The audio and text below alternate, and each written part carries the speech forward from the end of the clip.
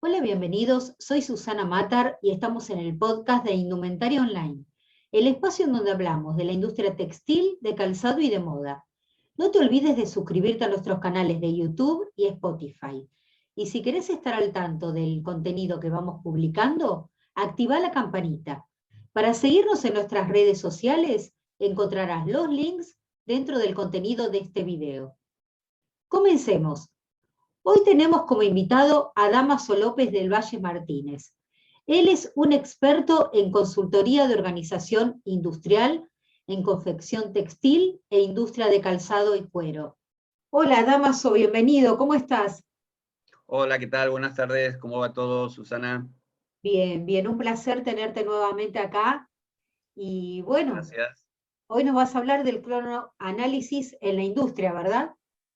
Sí, bueno, sobre todo enfocado en lo que es la industria de textil confección, marroquinería y calzado, porque son muy parecidos. Entonces voy a hablar sobre el tema, por qué se tiene que hacer y por qué es importante hacerlo, ¿no? Bueno, arranquemos hablando de en qué consiste ese Muy bien, cronoanálisis.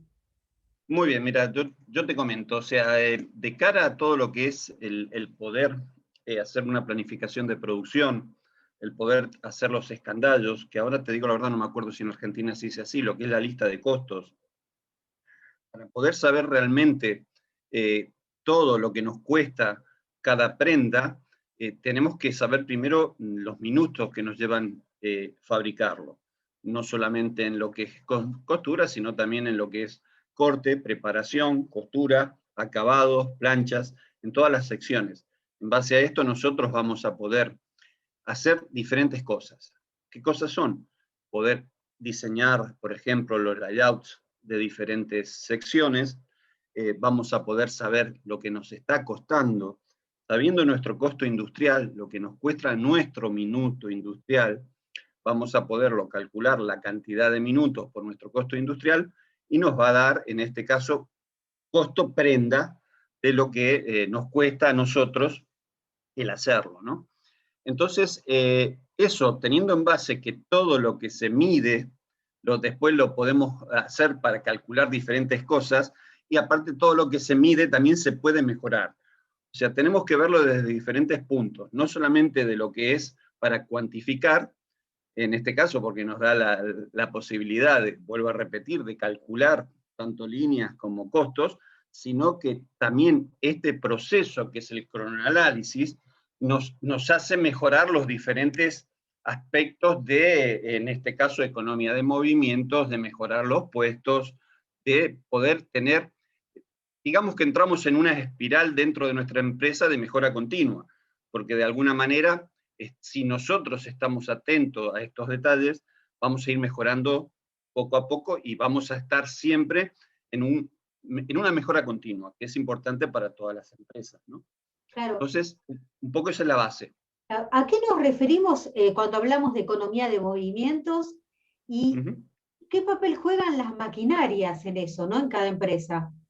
Muy bien. La economía de movimientos me refiero a lo que es cada vez que vas a un puesto, cuando estás trabajando dentro de una empresa, es tu labor el tratar de hacer las operaciones con los menos movimientos posibles y de alguna manera con la mejor ergonomía posible cuando nos estamos refiriendo al trabajo de las personas. ¿Por qué? Porque de esta manera nosotros, si hacemos menos movimientos, va a ser menos tiempo, y si lo hacemos estudiando la ergonomía de los diferentes personas que están trabajando, de los diferentes operarios, lo que vamos a hacer también es ahorrar, en este caso, cansancio, y vamos a ahorrar hasta lesiones. Yo muchas veces cuando llego al puesto de trabajo, ojo, cuando estoy trabajando en una empresa, porque cuando estás de consultor puede ser que solamente te pidan que quieras que saques los tiempos nada más, o que estudies tal puesto, pero cuando estás, digamos, como cronometrador, como metodista, como en la oficina de métodos y tiempos, o como director de producción, que lo hacía cuando era director de producción, cada vez que llegaba a un puesto de trabajo yo miraba si eran zurdos, si eran derechos, la altura que tenían las personas. ¿Por qué? Porque no es lo mismo, o sea, hay cosas que no tenemos que hacer, nunca tienen que haber movimientos cruzados, siempre tienen que ser simétricos las dos manos. ¿Por qué? Porque si no estamos forzando un movimiento. Entonces, simplemente cuando estás diseñando el layout, si ves que alguien es zurdo, es simplemente dar vuelta a la máquina o ponerla de la forma en que ella se alimente esa máquina desde la izquierda, para no tener que hacer movimientos extraños y movimientos que puedan hasta cargar su parte de musculatura y pueda llegar a tener hasta lesiones. Claro. Entonces, esto es importante en ese sentido. Y lo otro que decís de las máquinas, por supuesto que es importante. ¿Por qué? Porque todas las empresas entre sí son diferentes, pero son diferentes por el tipo de máquinas que tienen. Aunque tengan, por ejemplo, de máquinas de costura plana, no es lo mismo tener una máquina de costura plana con un embudo, con otro tipo de embudo, de una marca, de otra. Son diferentes. Entonces yo siempre digo que cada empresa tiene sus tiempos. ¿Por qué? Porque tiene diferentes tipos de máquinas. Está claro que cuando nosotros hacemos un cronometraje, es una parte del cronoanálisis, no solamente es la de tomar tiempos. Evidentemente, siempre lo vamos a hacer sobre un operario cualificado, que en este caso, ¿qué quiere decir cualificado? Sino, quiero decir alguien que sabe hacer la operación y está de alguna manera capacitado para hacerla sin ningún problema. Nunca tenemos que tomar tiempos a alguien que no sepa, alguien que sea novato, alguien que no haya superado todavía la curva de aprendizaje. En diferentes máquinas hay diferentes tipos de curva de aprendizaje. Por ejemplo, aquí se usaba mucho para lo que eran las máquinas. Perdón, es que se me seca la garganta porque aquí estamos en verano, uso aire acondicionado y me seca la Qué garganta. dichosos. No, hace muchísimo calor, te puedo decir que hace muchísimo calor. Me podrían mandar un poquito de fresco No, de aquí. yo te lo cambio, no tengo problema. Entonces, bueno, lo que, lo que tenemos que hacer nosotros en este caso siempre es aprovechar tanto en lo que es la parte ergonómica y de economía de movimiento, como te digo, como en este caso siempre la parte de la maquinaria, y cada tipo de tiempo va a ser en base a ese tipo de máquina que tenemos nosotros en nuestras líneas, ¿no? Entonces, Claro, eso es importante, por supuesto. claro, claro. Y en función del cronoanálisis, hay distintos tipos, ¿verdad? Hay como una clasificación. Sí, mira, o sea, dentro de lo que es el cronoanálisis se puede hacer de varias maneras. Y te puedo decir, y dentro inclusive del cronoanálisis hay diferentes tipos de tiempos. El cronoanálisis se puede hacer cronometrando bien con cronómetro digital o bien con cronómetro analógico, que es lo que hago yo, con validez, o sea, con valoración de actividad. ¿Qué es la valoración de la actividad? Es la valoración de la velocidad que lleva el operario, pero no solamente la valoración de velocidad, sino la destreza que también tiene él para trabajar. Tenemos que tener en cuenta que cuando se hace un trabajo totalmente manual, siempre va a ser las manos del trabajador las que van a marcar el máximo que puedan llegar a tener. Yo cuando cronometro con el sistema 100-133, 100 es actividad normal, 133 actividad óptima. La que nosotros podemos exigir en una empresa es la de 100. Para pagar prima siempre es cuando es por encima del 100, y el 133 es el máximo que puede llegar una persona. Según la OIT, la Oficina Internacional del Trabajo, solamente un 2% de la población mundial llega a ese 133. Hay momentos que en algún punto y con muchísimo entrenamiento y puedan llegar a superar ese 133, pero va a ser una punta de sierra que se llama, y durante poco tiempo, porque físicamente no es posible. Cuando hablamos de actividad 100, yo cuando doy los cursos, siempre para explicarlo, claro, si yo te doy la explicación de la Oficina Internacional del Trabajo, pues puede ser que no aclare mucho, que es que una persona camina 4 kilómetros 800 en una hora en un terreno llano, la parte inferior, o sea, las piernas, sin llevar ninguna carga. Claro, si no estás acostumbrado a caminar, no te das idea de lo que es. Sin embargo, si yo te digo que actividad 100 es una persona repartiendo naipes en 4 bloques separados entre sí por 20 centímetros, 26 naipes en 25 centésimas de minuto, eso es actividad 100. Cuando tú ves eso, ese reparto de naipes, de cartas, ahí sí que entiendes lo que es la actividad 100. Entonces, ¿por qué te estoy explicando todo esto? Porque es importantísimo de cara a cuando se hace el cronometraje, porque hay veces que las máquinas limitan lo que es la actividad del trabajador. ¿Por qué? Porque la parte manual la hacen muy bien, sin embargo, después, en la parte de la máquina, pues no tienen tanta destreza, no todo el mundo, o sea, ahora lo que más se prima en este caso es la polifuncionalidad, ¿no? Que todos traten de saber el máximo de máquinas posibles, ¿no? Planas, rematadoras, overlocks, diferentes tipos. Entonces, en este caso, contra más máquinas sepas llevar, mejor, pero también eso te limita a veces de que llegues a tener mucha actividad de velocidad. Antes también, con el paradigma de lo que era la fabricación en masa por paquetes, se primaba a la persona, no al grupo. Ahora con la fabricación flexible, que es la tendencia que se está agarrando de las formas de fabricar, que es el uno por uno, el tener casi nada de stock dentro de las líneas, se prima el grupo. ¿Por qué? Porque de alguna manera lo que estás primando es de que se ayuden entre sí y saquen lo máximo posible de prendas terminadas al día. Antes lo que primábamos era hacerme la mayor cantidad posible de lo que estás haciendo. Por ejemplo, una línea de camisas, la que ponía los cuellos, haceme 600 porque podés llegar a 600, pero sin embargo no necesitabas más de 400 y le hacías hacer 600 y llegaba un momento que le estabas pagando prima por esos 200 de más, pero los últimos días iba a medio gas. ¿Por qué? Porque ya se había de alguna manera comido todo el trabajo que le correspondía, esos días no cobraba prima, sin embargo los primeros sí, y bajaba el rendimiento.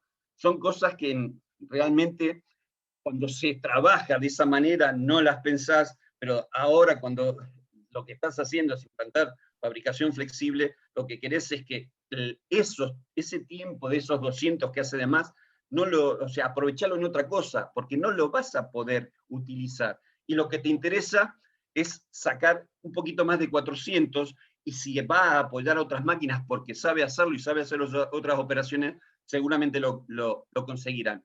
Y si lo consiguen, en este caso, bueno y lo justo es pagar una prima conjunta para todo el equipo. ¿Por qué? Porque el esfuerzo es de todos. Antes primábamos solamente lo que era el esfuerzo unitario de un operario en una operación y muchas veces primábamos algo que no necesitábamos. Ahora, sin embargo, lo que estamos primando es que de alguna manera el trabajo en conjunto salga y de alguna manera lo podamos facturar en el mismo día. Eso es realmente el gran cambio de paradigma que se está dando en la fabricación, no solamente de la confección, sino de todos los tipos de fabricación, ¿no? Entonces, claro, esto que estoy contando ahora es la base para poder, de alguna manera, hacer estos cálculos, por decir de alguna forma. ¿Vos lo has aplicado esto en marcas reconocidas ahí en Europa, no? Sí, bueno, acá en España. O sea, yo realmente he trabajado en España, en Portugal y en Marruecos. Sí, y tuve la suerte de hacerlo en el año 88. Es que me hace mucha gracia porque hay veces que cuando hablas de este tipo de cosas, seguimos hablando de la nueva manera de fabricar.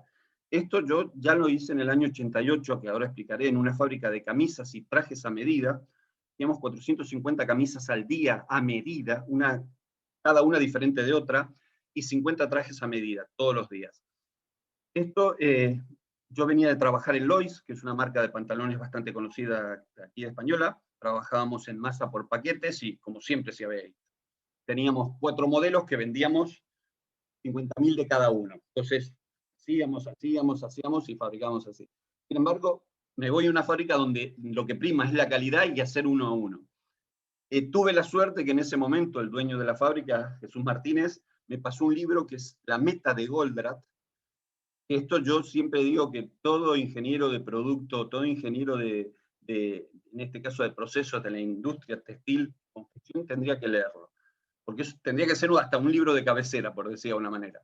Ahí está escrito en forma de novela, es la historia de un director de fábrica que está a punto de cerrar su fábrica porque no da resultados, y se encuentra en un aeropuerto a un ex profesor de él, y que le hace un par de preguntas y le cambia, digamos, de sitio todos los valores que tenía hasta ese momento, ¿no?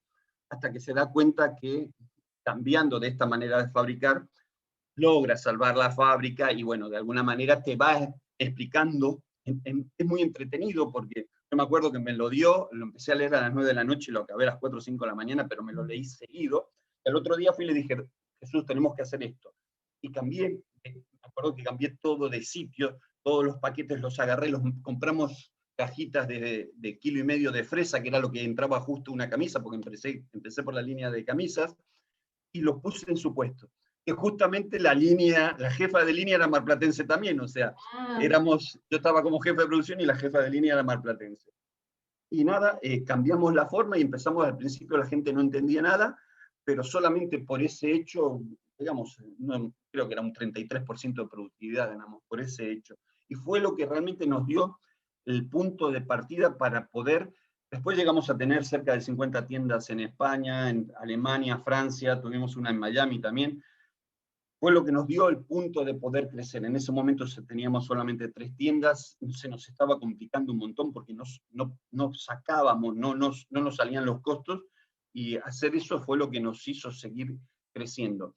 Y te decía que es gracioso porque en el año 88 esto lo hicimos, pero sin embargo Toyota en Japón, en las fábricas de coche, lo venía haciendo 15 años antes, o sea, y ellos, bueno, ellos ya esto lo han elevado a nivel Dios, por decir de alguna manera, ¿no? Comentado en la charla anterior que tuvimos. Claro. Entonces, es la base de todo esto es, primero que todo, saber qué es lo que te cuesta, pero qué te cuesta a vos en tu fábrica, con tus máquinas y con tu gente. Eso es importantísimo. Por eso, de alguna manera, el cronoanálisis es, digamos, la base para después desarrollar todo. Claro, claro. ¿Sí? Porque de ahí te va saliendo. Y después los diferentes tipos de tiempo, que era lo que te decía yo antes. Hay, por ejemplo, en este caso, en una empresa de confección, ¿qué tiempos pueden haber? Imagínate, una operaria en una máquina de costura plana, ella, de alguna manera, es ese tiempo que va a hacer, porque digamos que la máquina de coser la plana es una máquina herramienta que se llama. Las máquinas de herramientas, ¿qué puede ser? Una herramienta en sí, como puede ser un destornillador, o una máquina donde la destreza del operario es lo que hace que puedas ir más rápido o más lento. Todo depende de tu destreza personal para que la máquina sea más efectiva o menos efectiva. Entonces, eso se llaman tiempos normales de máquina. Pero después tenemos, por ejemplo, en este caso, una máquina de hacer bolsillos de tipo pantalón de caballero. Esa máquina se alimenta, se le da el pedal, la máquina hace un ciclo, cose los 2 bolsillos, los cierra, los da vuelta y los cierra, ¿verdad? Hace los 2 vivitos, perdón. Entonces, cuando termina de hacer la operación, que es un ciclo que siempre es igual y tarda lo mismo, la operaria lo que hace es evacuar lo que es la pieza, ¿no? Que es el trasero. En este caso, la máquina es la que tiene el ciclo. Eso, ahí estamos teniendo 3 tipos de tiempos diferentes. Estamos teniendo el tiempo máquina, que es el tiempo que la máquina está trabajando en su ciclo, el tiempo máquina parada, que es cuando nosotros estamos alimentando la máquina, porque la máquina está parada, no se puede alimentar funcionando, y cuando le estamos evacuando, porque también tiene que estar parada para poderlo evacuar. Entonces tenemos el tiempo máquina, que es el del ciclo, tenemos el tiempo máquina parada, que es el que la máquina no funciona y estamos alimentando evacuada, y después también tenemos el tiempo máquina marcha. ¿Qué quiere decir? Imagínate, el ciclo de la máquina es muy largo y vos, entre tanto, estás haciendo otra cosa. Estás haciendo otra operación con una máquina supletoria o algo manual. Entonces, en este caso, vas a poder sacar también lo que es la saturación de ese operario.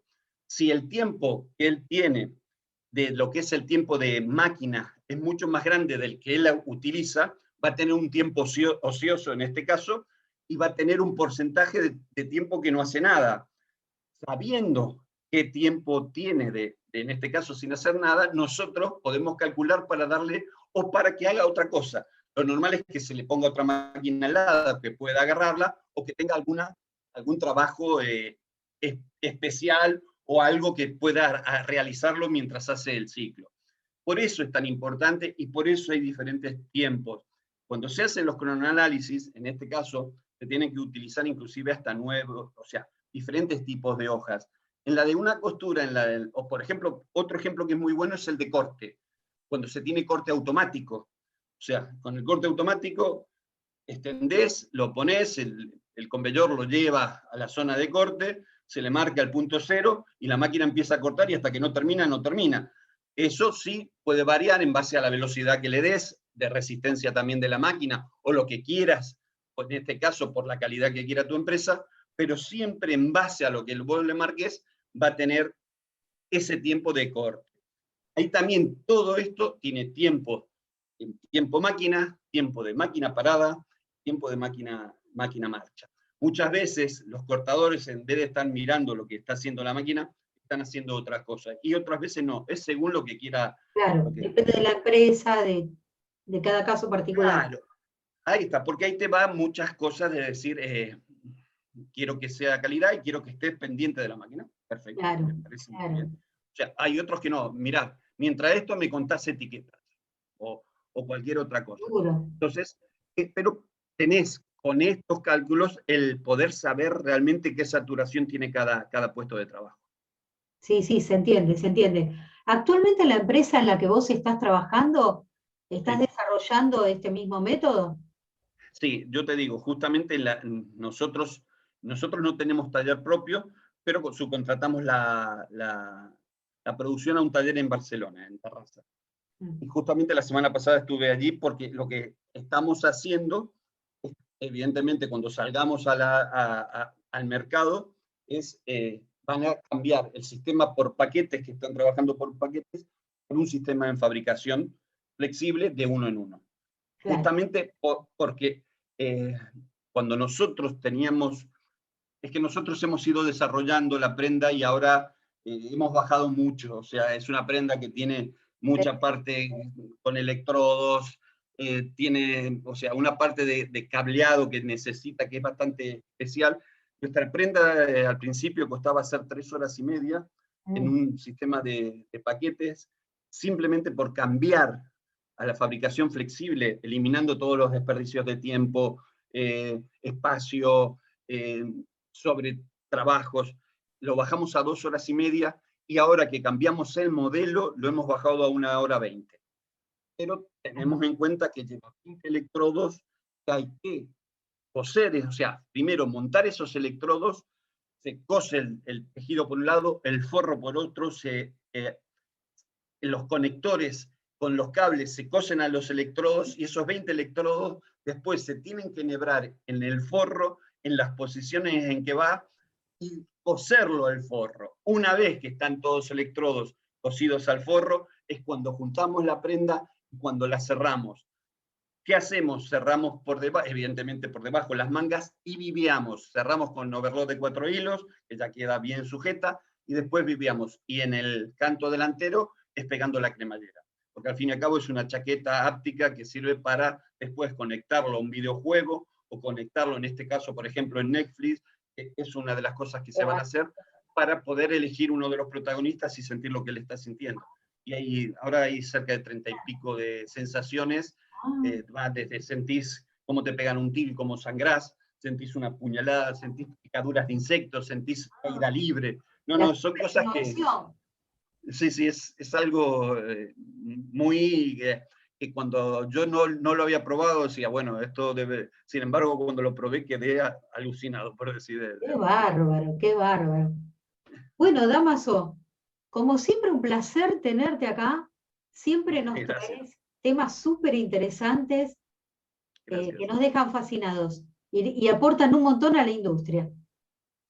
Bueno, ojalá, mira, yo te digo, todo esto de lo que yo siempre estoy abogando, de que se tiene que cambiar a la fabricación flexible, que tenemos que dejar de traer prendas de 14.000 kilómetros, no solamente por el tema de que tenemos que retroalimentar nuestra economía local, pero tanto te estoy hablando de España como te estoy hablando de Argentina, con lo que dejamos, la huella de contaminación que dejamos por traer una prenda, Sí. prendas que duran un año porque no te duran más. Sí. Yo me acuerdo que antes hacíamos un tejano en Lois y te duraba 10 años, o sea, lo pagabas más caro, pero te duraba 10 años. Sí. Y dábamos de comer a mucha gente de aquí, es lo mismo, yo abogo por el trabajo en España, abogo por el trabajo en Argentina, abogo por el trabajo en cada país donde estamos produciendo y no en China. Aparte, últimamente, o sea, se sabe que en China se están acopiando de acero, están acopiando un montón de materiales, y si llegan a cortar el suministro es que nos vamos a quedar todo el mundo muy mal. Nosotros aquí nos dimos cuenta que cuando ellos empezaron con la pandemia y dejaron de servirnos, nos quedamos hasta sin mascarilla, no teníamos mascarilla, no teníamos material sanitario. Y ahí nos dimos cuenta de que nos habíamos dejado, o sea, la industria textil confección nos la habíamos cargado totalmente. Ahora estamos de nuevo medio, con cosas que se están haciendo desde el gobierno central y desde las diferentes autonomías, pero todavía queda el reconocer que necesitamos tener industria nacional, igual que en Argentina. Y ustedes por de pronto tienen más suerte que nosotros, porque en Argentina sigue habiendo bastante más industria que acá. Acá no queda casi nada. O sea, yo tuve la suerte de entrar en este proyecto porque es un proyecto nuevo, es un proyecto que se entiende que es una startup y todo esto, porque, bueno, es una cosa bastante nueva, pero a nivel de confección, aquí hay 5 o 6 industrias, o sea, muy grandes, entre ellas Zara, que la conoce todo el mundo, Corte Inglés, que esta gente no confeccionan aquí, sí confeccionan algo, pero es para limpiar la cara hacia los demás, ellos siguen fabricando en China. Seguro. Claro, y es lo que pasa. También la culpa la tenemos los consumidores, que seguimos comprando ese pantalón de 8 euros, Claro. Cuando por ahí si compras uno de 20 o de 30, te durará 10 años, pero ese de 8 te dura un año, y los chicos ahora lo que quieren es este año uno, el año que viene otro, porque claro, ¿cómo me van a ver con el pantalón del año pasado? También tendría que haber un cambio. También, depende de los casos. El otro día tendría que haber un cambio de cultura. Sí, el otro día hablábamos en un podcast con otra gente, con unos químicos que tienen una consultora también, y decíamos eso, que por suerte la juventud ya como que es un poco más consciente, y está un poco pendiente de la etiqueta de la prenda y de la procedencia. ¿Sabés que eso lo noté más por ejemplo, en Argentina, en Perú, en Paraguay? O sea, acá, por desgracia, todavía no hay esa concienciación. Es una pena, todavía no hay esa concienciación. La verdad que, qué cosa, ¿no? Sí, Bueno. es así, pero bueno, Bueno, ¿qué le vamos a hacer? Habrá que ir de a poquito. Sí, ya va a cambiar, yo creo que en general, que va a ser un cambio en todo el mundo ese. Ojalá. Bueno, Dámaso, muchas gracias por haber aceptado la invitación nuevamente. A vos, por favor. Bueno, nos estaremos viendo. Por supuesto que sí, y ya sabés que cuando quieras podés contar conmigo para lo que yo pueda transmitir. Es un placer, es un gusto de cara a vos, que sos una gran profesional, y de cara a mis compatriotas argentinos, que también de alguna manera me encanta poder hablar para todos ustedes. Y lo poquito que sepa, pues si lo puedo transmitir, es importante hacerlo para las nuevas generaciones, ¿no? Bueno, Dámaso, muchas gracias. A vos, y nada, un gran abrazo, un gran saludo para toda la gente desde acá, desde Mijas, Málaga, España. Gracias. Te saludamos de acá de Argentina.